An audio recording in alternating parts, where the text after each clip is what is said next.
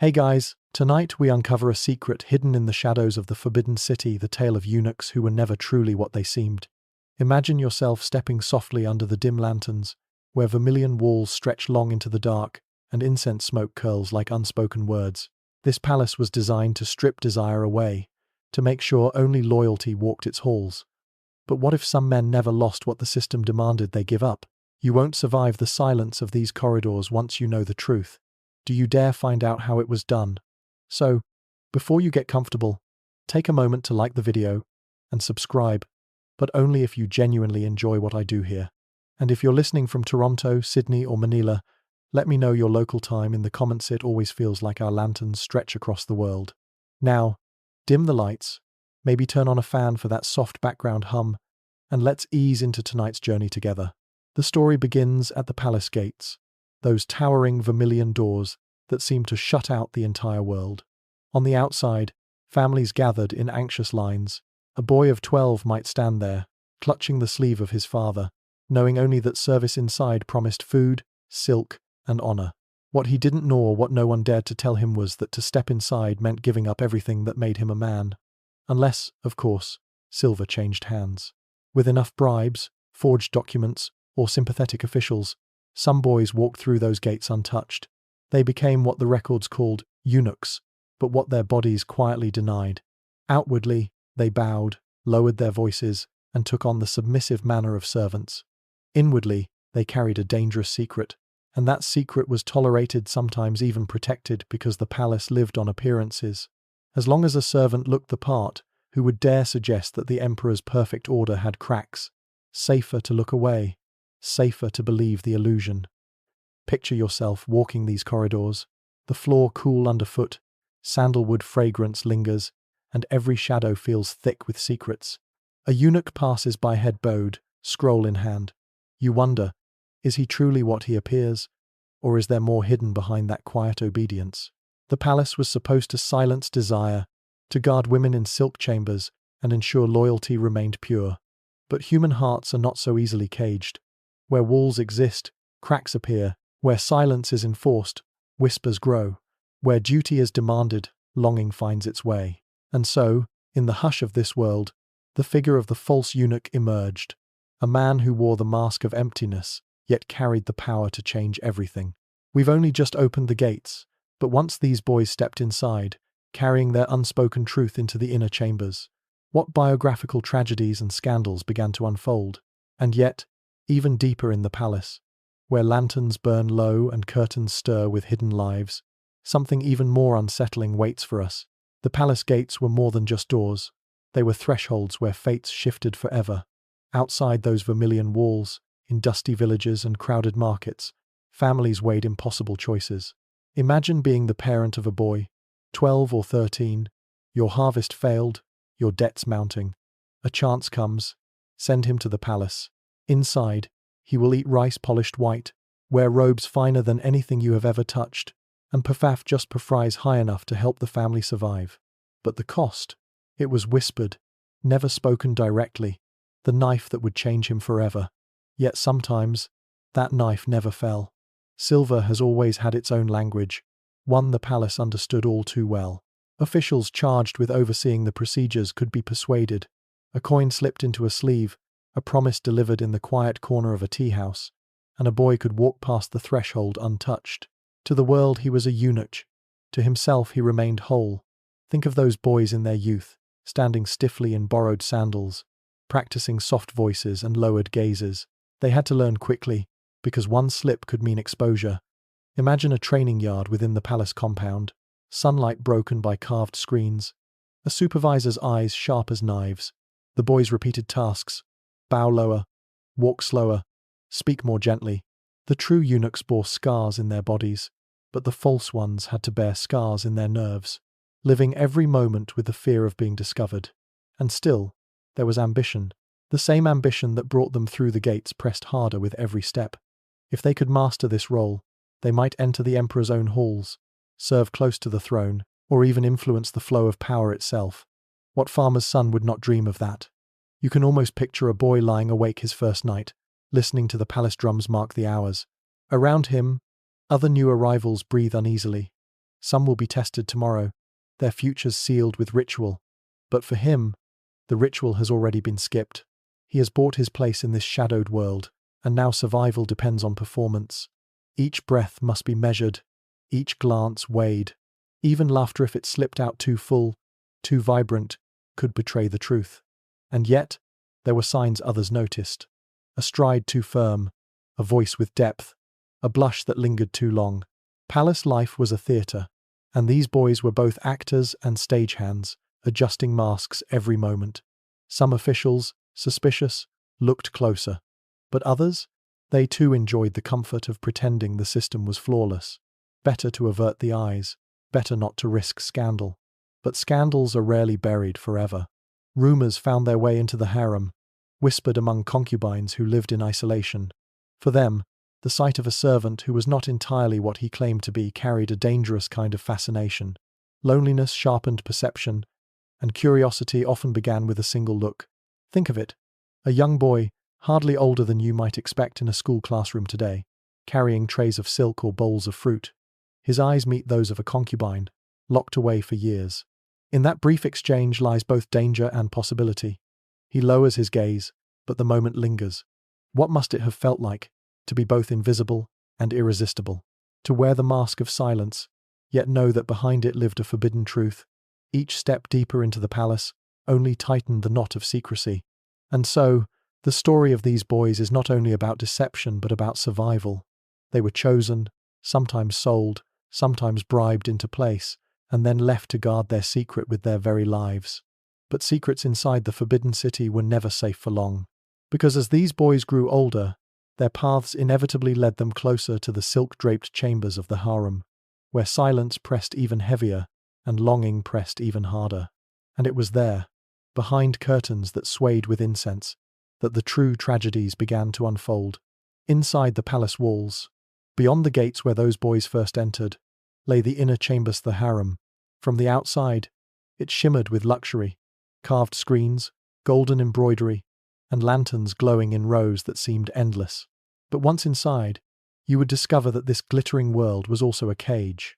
Concubines lived among silks and jade, yet their days were filled not with joy but with waiting. Waiting for the emperor's summons. Waiting for recognition. Waiting for years that often passed in silence. Some women, chosen for their beauty or family connections, never saw the emperor more than a handful of times. Others spent entire lives in chambers where even laughter seemed forbidden. And who moved among them most often? The eunuchs. These attendants carried food, lit lanterns, fetched robes, and relayed messages. They were supposed to be safe, emptied of desire, silent shadows of service. But when one of those shadows carried within him the secret of being whole, the fragile balance of the harem trembled. Picture a concubine sitting alone by a lattice window. Her embroidered sleeve rests on the polished sill. Outside, the moonlight glimmers on a pond. The ripples faint. She has not been called for weeks, perhaps months. The sound of footsteps approaches, soft but steady. A eunuch enters with a tray of tea. His eyes lower. His voice is soft. Yet, in that moment, she notices something, perhaps the firmness of his stride, the warmth in his tone, the faint flush when their hands nearly touch. Loneliness sharpens the senses. A glance becomes a question. A smile becomes a conversation. A hand brushing against another can feel like a promise. And in a place where women were sealed away from the outside world, that promise carried weight more powerful than any decree. Rumors of these encounters lingered like incense. Some spoke of handkerchiefs dropped deliberately, of whispered words exchanged near lantern light, of silk curtains that concealed more than they revealed. Of course, the official chronicles never confirmed such stories. They spoke instead of unruly conduct or sudden illness when a concubine disappeared. Yet behind those phrases, listeners heard the truth, that forbidden bonds had formed, and the palace could not allow them to live. Think of the risk both sides carried. For the concubine, discovery meant disgrace, sometimes worse. For the false eunuch, exposure meant a punishment too grim to describe. For he represented not only betrayal, but corruption of the emperor's most sacred trust. And yet, for some, the heart pressed forward regardless. You might wonder, why take the risk? The answer lies in the nature of confinement. Imagine yourself trapped in a golden cage, days measured by the sound of drums, nights broken only by the faint hum of insects outside the courtyard walls. Imagine that cage stretching not for days, but for decades. In such silence, even a whisper becomes thunder. Even the smallest gesture of affection feels like freedom. It is easy to think of the palace as flawless, but in reality, it was full of cracks. Servants gossiped, maids whispered, and concubines confided in one another. Stories of false eunuchs drifted through these channels, becoming both warnings and temptations. Some concubines may have seen them as dangers, others may have seen them as salvation. And so the harem became not only a place of waiting, but of quiet rebellion. A rebellion written not in battles or banners, but in stolen glances and silken touches. The tragedies that followed were not loud, but they were devastating all the same. A woman dismissed, a eunuch vanished, a silence heavier than before. As you imagine those chambers now, lit by lanterns and heavy with perfume, consider the lives lived within. The women whose beauty became a prison, the men whose survival depended on a lie, and the delicate thread that tied them together in secrecy. But the palace was not only a house of whispers and longing. It was also the beating heart of an empire, where decisions about provinces and wars were shaped. And soon, those same false eunuchs who moved quietly in the harem began to step into the currents of politics where whispers could shape not only lives, but the fate of the realm itself. Beyond the silken chambers of the harem, the palace was also a crucible of politics. The emperor's word could shift armies, alter taxes, or decide the fates of entire provinces. Ministers gathered in audience halls to present petitions. But what often mattered most was not the words spoken before the throne, it was the whispers that reached the emperor before he even sat down. And who carried those whispers? The eunuchs, the silent messengers of the palace. For the true eunuchs, this role was already precarious. They were powerful precisely because they were thought harmless, able to move between emperor, empress, and court without suspicion of personal agendas. But for the false eunuchs, whose very existence was a contradiction, politics became both shield and sword. The more useful they became in the machinery of governance, the less anyone wanted to look too closely at their secret. Picture the hall of supreme harmony at dawn. Ministers line up, scrolls clutched, rehearsing every word they plan to say. Yet before the emperor enters, a eunuch has already sorted through the petitions. He knows which one arrives first, which one is delayed, and which never reaches the throne at all. The choice of timing becomes power, and timing was everything. An ally's request delivered promptly could save his career. An enemy's petition, accidentally misplaced, could doom him. For a false eunuch, this was survival strategy. Each act of discretion wove another thread of obligation, and each obligation built a network of influence that protected his secret. Concubines, too, relied on these channels.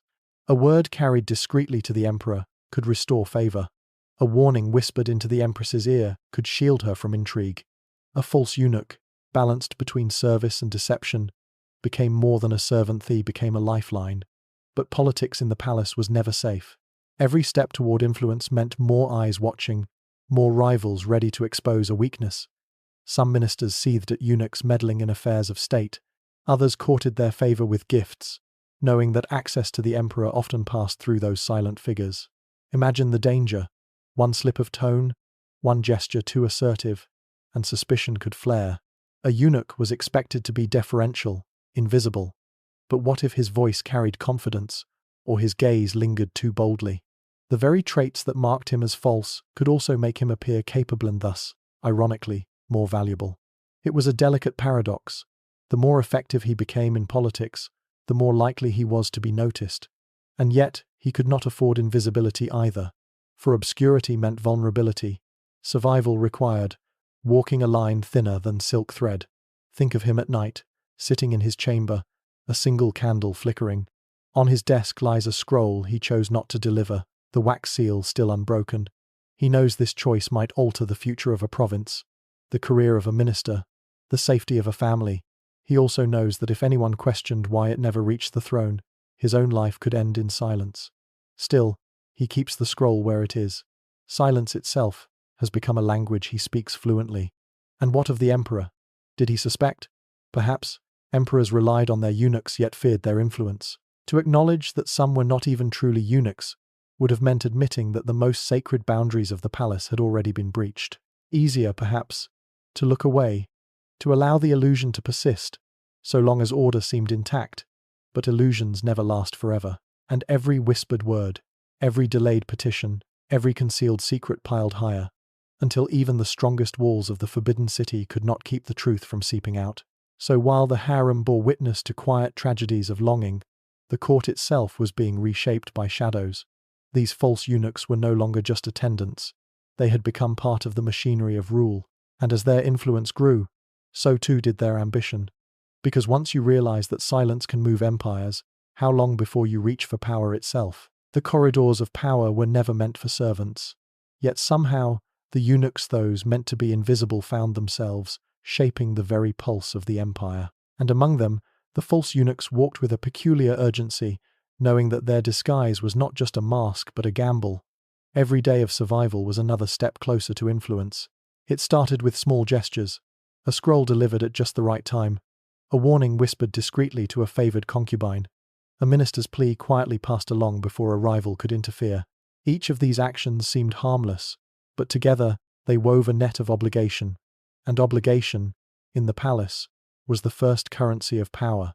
Imagine one of these men, still young but already practiced in caution. He remembers the day he walked through the gates, fear hidden beneath lowered eyes. Now, years later, he no longer trembles when ministers bow before the emperor. He has learned when to speak softly, when to hold back, and when to step forward. Those who once ignored him now lean closer, desperate for his help. Power came not all at once, but thread by thread. Concubines offered gifts, embroidered silks, jade hairpins, not out of affection, but because they knew he could place their petitions where the emperor would see them. Ministers sent silver discreetly, hoping their proposals would not be lost in the tide of paperwork. Even generals far away from the capital recognized the reach of these silent figures. Messages smuggled to the front lines often depended on which eunuch carried them. And so, the false eunuch's lie became both burden and blessing. He lived each day aware that exposure meant ruin, yet the more useful he became, the safer his secret seemed. To strip him away would be to tear out a thread already woven tightly into the empire's fabric. But usefulness also bred ambition. The boy who once lay awake, listening to palace drums, now dreamed of more than survival. He began to picture himself not only as a servant, but as a power broker, someone who could sway decisions with silence alone. Picture him again, seated in a small chamber, the glow of a single lantern painting his face in gold and shadow. In front of him lies a list of names: ministers who owe him favors, concubines whose gratitude binds them, officials whose bribes weigh heavily on his conscience. He reads each name slowly, as if tasting the empire itself. This was no longer survival. This was influence, and with influence came arrogance. He stood taller, his steps firmer, his voice carrying a confidence that some noticed but few dared question. For by now, too many depended on him. To accuse him was to risk unraveling one's own secrets, for he knew them all. Still, the palace was a dangerous place. Rivals whispered. True eunuchs, who had endured pain for their positions, looked upon him with suspicion, even hatred. Ministers muttered that shadows had grown too bold. And yet, he climbed higher. You can almost feel the tension pressing against the palace walls. Lanterns flicker, shadows stretch, and the line between servant and master blurs. What was once a deception for survival had transformed into a path of ambition. The question lingered in every corner. How far could a false eunuch climb before the truth pulled him down? And as the palace drums beat steadily into the night, the sound seemed to echo with an answer not yet spoken. At some point, shadows grow so large that they can no longer be ignored. For the false eunuchs who had climbed step by cautious step, there came a time when they no longer walked at the edge of power, they stood in its very center. Imagine the emperor seated in his study, scrolls stacked high on the lacquered desk, his eyes weary from reading. Ministers line the court, waiting with rehearsed speeches. Yet who decides which petition rests on the very top of the pile? Which voice reaches the throne first? A eunuch. And if that eunuch was one of the false, the empire itself shifted in ways no one outside the palace could imagine. By now, these men no longer blended into the background. Doors opened before them, courtiers lowered their voices when they passed. Concubines relied on them to carry notes, ministers sought their help with bribes, generals prayed that their reports would not be buried beneath less urgent requests. The higher they rose, the more indispensable they became. And indispensability is its own kind of throne. Picture one such figure, walking down a lantern-lit corridor, robes heavy with embroidered silk, gifted by a grateful concubine. His head no longer bowed as deeply, his stride no longer hurried. Behind him, whispers trailed like incense, some fearful, some resentful, some filled with admiration. He was still, in name, a servant.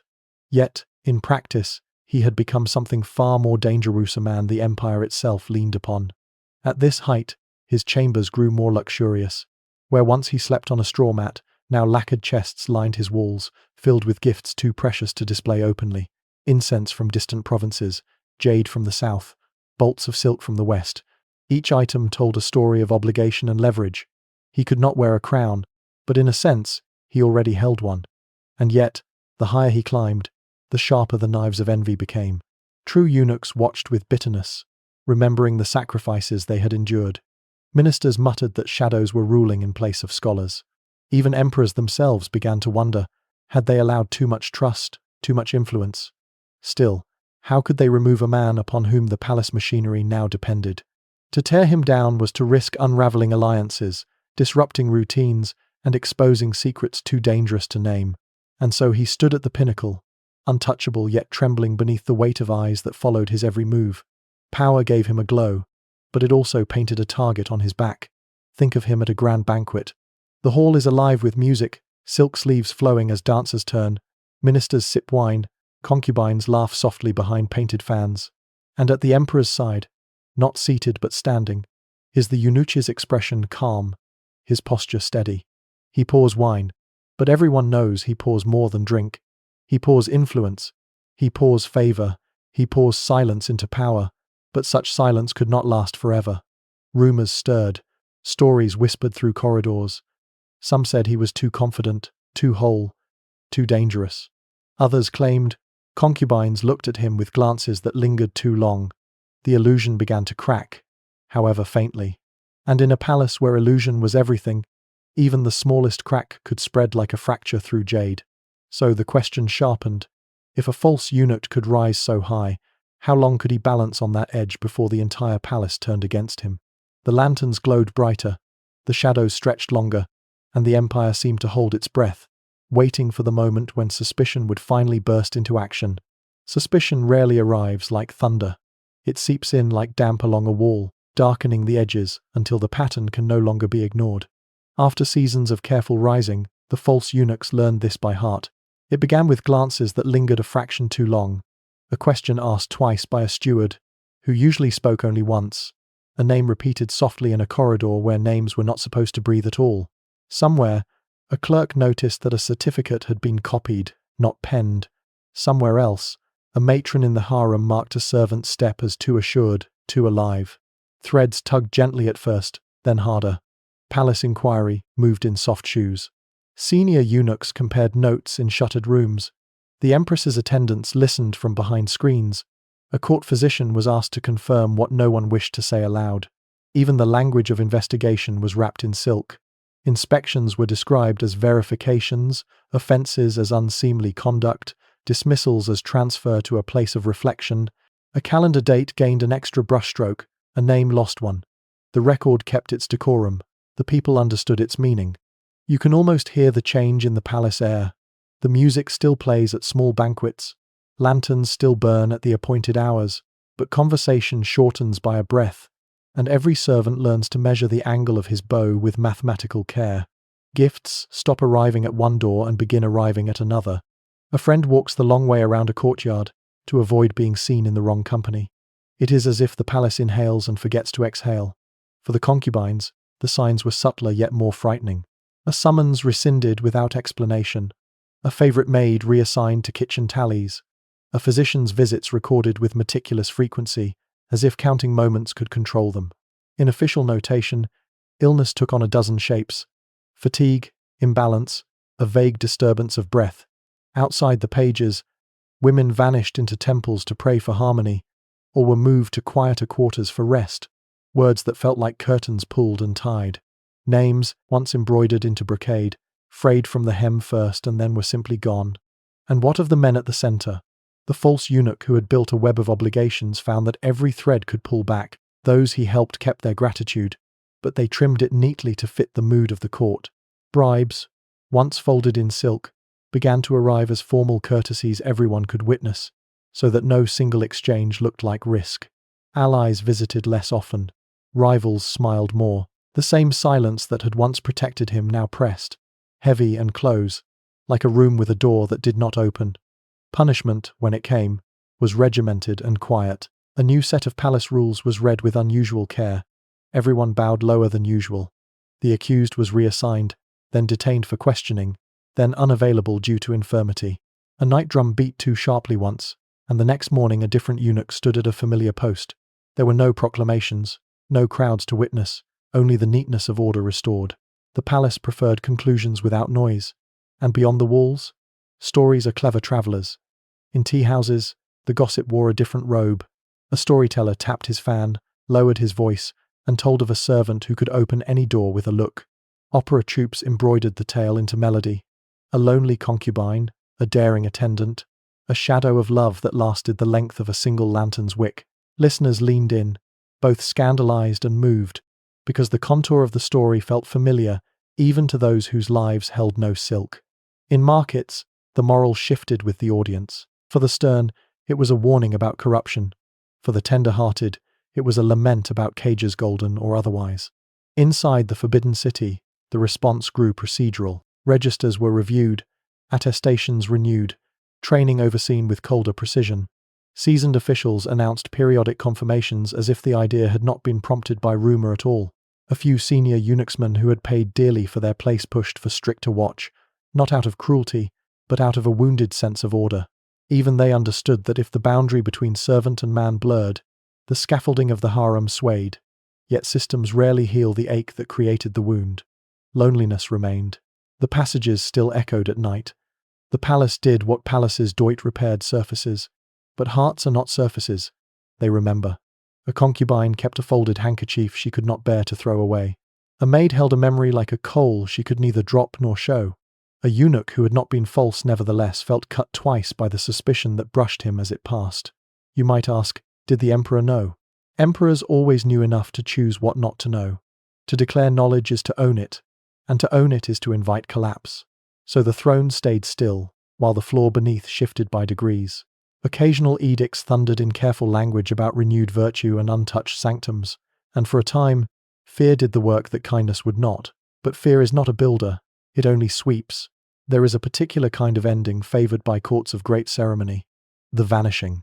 No trial to leave minute details, no public censure to feed ballads, just the quiet relocation of people and the quicker relocation of their names. In the palace archives, lines remained elegantly straight. The blank spaces were the truest sentences. If you ever find yourself in a museum, reading a list of attendants where numbers dip inexplicably and rise again, you may be looking at such a sentence. Still, every erasure leaves a shadow. In later years, scholars reading between thin strokes found patterns of absence and wrote essays about periods of verification. Playwrights shaded their heroes carefully so that censors saw morals and audiences felt wounds. Grandmothers told soft-voiced warnings about pretty cages. Some listeners said the tales excused betrayal. Others said the tales merely admitted that the human heart cannot live forever under glass. And for the men who survived the inquiries not cleared, not condemned, only left standing, survival carried its own price. They learned to bend their backs lower than before, to thin their voices to near whisper, to go without gifts, without favors, without friends. Power shrank to the size of a quiet corridor between two doors, one they had come through years ago, one they hoped never to see open again. If ambition once burned like a lamp, it now flickered like a wick turned down to keep from smoking. Meanwhile, the palace resumed its rhythm: spring offerings, summer festivals, autumn hunts, winter rites. Seasons passed, and the story tucked itself into corners where stories go when they are not safe in the light.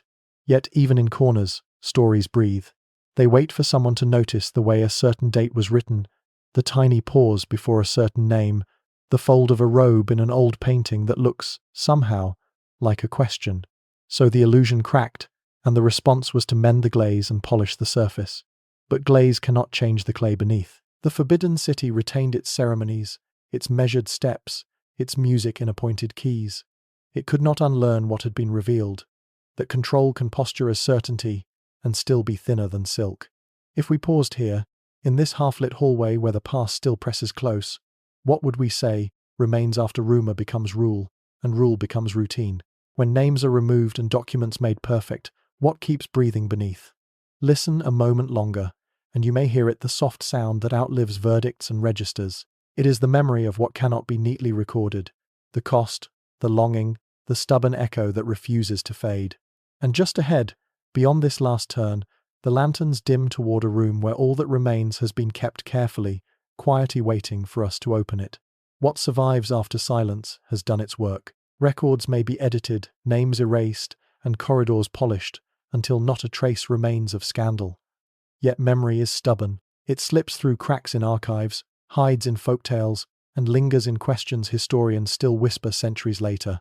The false eunuchs may have vanished from the palace walls, but they refused to vanish from the human imagination.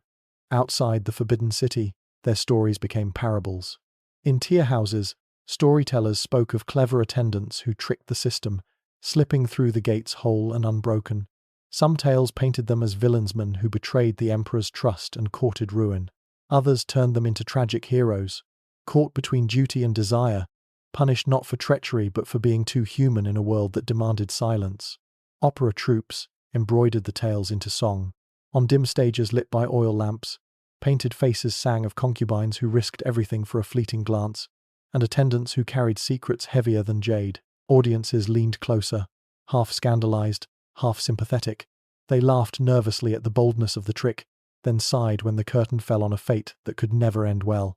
Scholars, too, found echoes.